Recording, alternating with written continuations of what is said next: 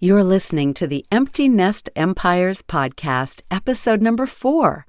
We have been going through brief introductions of 5 pillars of building an empty nest empire. And the next pillar that's so important to leaving a legacy is your faith. Now, for some, I understand this might be a sticky topic, and maybe you're thinking, how on earth can I equate having a personal faith with empire building? But stick with me here. I personally have a great heritage of faith in my family history, which I'll get to in a minute. But even if you have never stepped foot inside a house of worship, believe it or not, you are leaving a legacy of faith for your family. Sticky topic indeed. Let's dive in. Okay, your nest is empty, or it will be within a few years. So now what? Whether you know it or not, we are building empires. Empires of faith, family, fun, fitness, and of course, finance. And those empires are the legacy we leave for our loved ones. I'm Tammy Romani, an empty nester mom, grandma, and entrepreneur with a vision for ever greater things in the years ahead.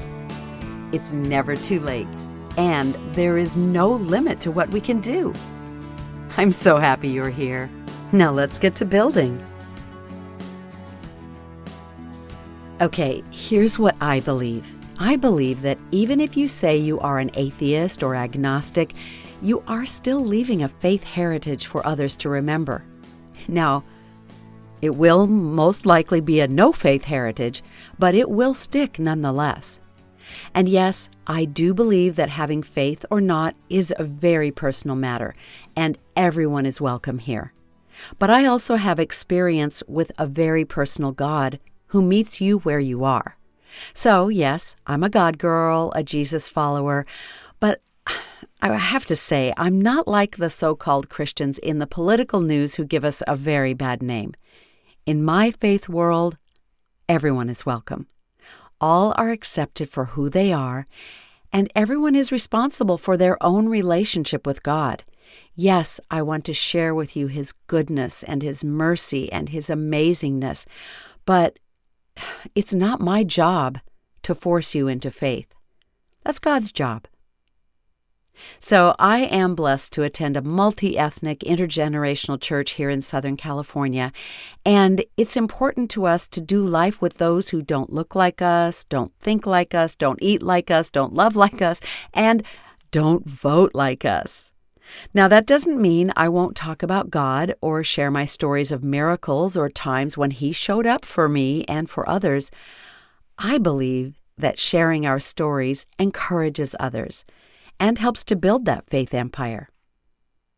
Now listen, have you ever been to a memorial service for someone who had great faith? No one says, "We really don't know what she stood for." No, they say things like, "Her great faith was an inspiration to all who knew her," or "She loved others just like Jesus would," or "She worked tirelessly to serve others and help them in their distress." Great faith is a heritage, a legacy, an empire, if you will. And that's where, for me, my mother comes in. My mom was the backbone of our family. By the time I came along, she was 40 years old and had been through the hardest of her years in terms of building her family and her career as a lady preacher. In the early years, I believe she shared a pulpit more with my dad, but by the time I was 7, she was the full-time pastor of a church, and she didn't retire for about another 30 years after that. When I think of my mom, the words faith, heritage, and legacy come to mind for sure. My mom was confident in her faith. She knew God, and God knew her. You will definitely hear more stories about my mom in future episodes, but for now, I want to bring you up to speed about what I mean when I say I have a strong faith heritage. A few years ago, I was visiting my sister. At the time, she lived in a house on the beach in Massachusetts. It was springtime, but it was bitterly cold. all we wanted to do was stay warm. Then we got a message from our cousin Jan, who, by definition, is the family genealogist. And I am not kidding about that. She has done so much research on our family heritage that she's published a 637-page book available on Amazon that outlines the family history on my mother's side back several generations.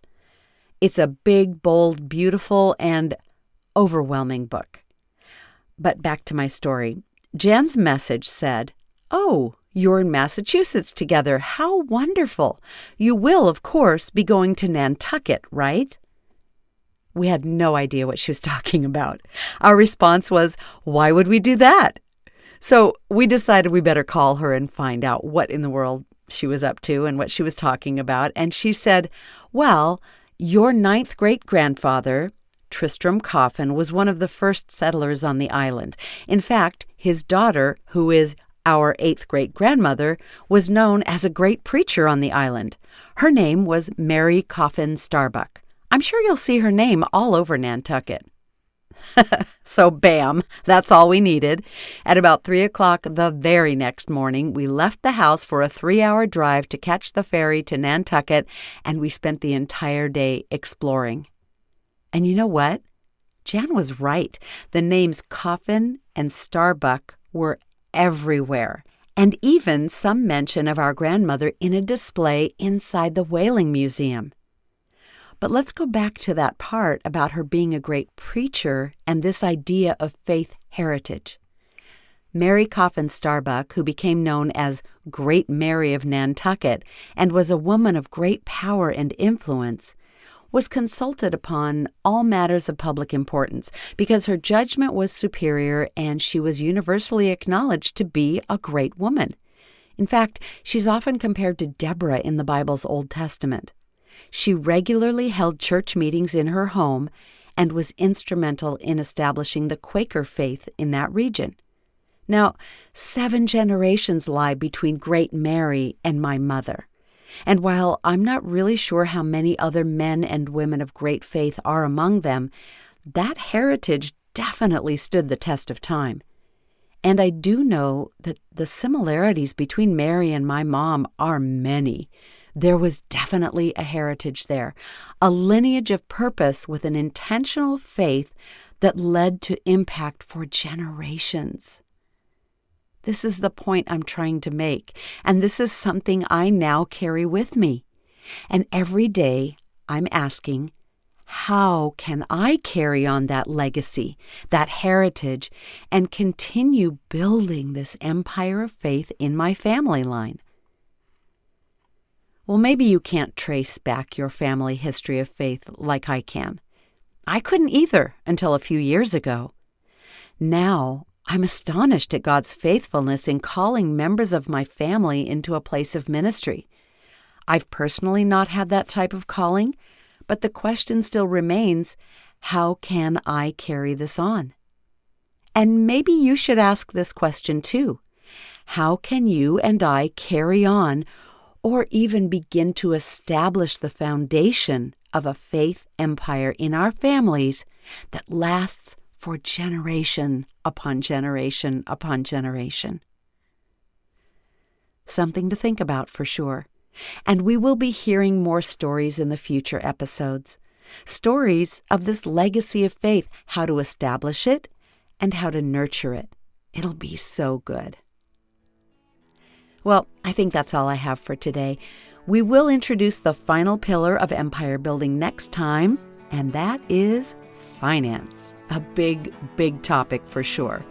I can't wait to bring you the stories as this podcast grows. See you next time.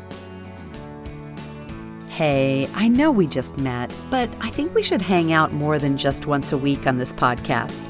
So head over to Instagram, look up these 2 accounts for me, Empty Nest Empires and Tammy Romani. That's TAMIROMANI. That's where I spend the bulk of my time. It's where you can message me, we can chat back and forth, and get a dialogue going. I would love to know what you think about this podcast. So head on over to Instagram and let's connect, okay? Talk to you soon.